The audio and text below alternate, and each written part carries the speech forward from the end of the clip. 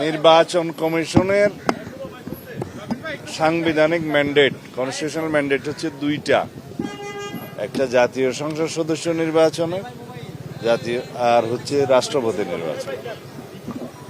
জাতীয় সংসদের নির্বাচন অনুষ্ঠিত হয়েছে, নির্বাচন কমিশন কনস্টিটিউশনাল এটার দায়িত্বপ্রাপ্ত।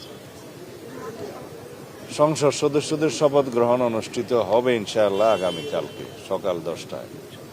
এটাও সাংবিধানিকভাবে স্পিকার অথবা ডেপুটি স্পিকার অ্যাভেলেবেল না থাকলে বা তারা অপারগ হলে বা তাদের মনোনীত প্রতিনিধি যদি না থাকে, সেই ক্ষেত্রে দ্বিতীয় অপশন হচ্ছে প্রধান নির্বাচন কমিশনার শপথ পাঠ করাবেন।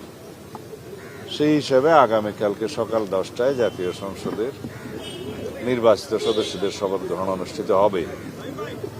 এইটা প্রধান নির্বাচন কমিশনের সাংবিধানিক এখতিয়ার আছে। এর বাইরে কি বললেন সংবিধান সংস্কার পরিষদ, এটা যদি কনস্টিটিউশনে ধারণ করা হয়, সেই মর্মে অ্যামেন্ডমেন্ট হয় এবং সেই শপথ পরিচালনার জন্য সংবিধানের তৃতীয় তফসিলে ফরম হয়, কে শপথ পাঠ করাবেন সেটা নির্ধারিত হয়। এতগুলো হয়ের পরে তারপরে হলে হতে পারে। বিরোধী দল ছায়া সংসদ করার এই সংস্কৃতি উন্নত বিশ্বে আছে, যদি তা করে সেটাকে স্বাগতম জানাই।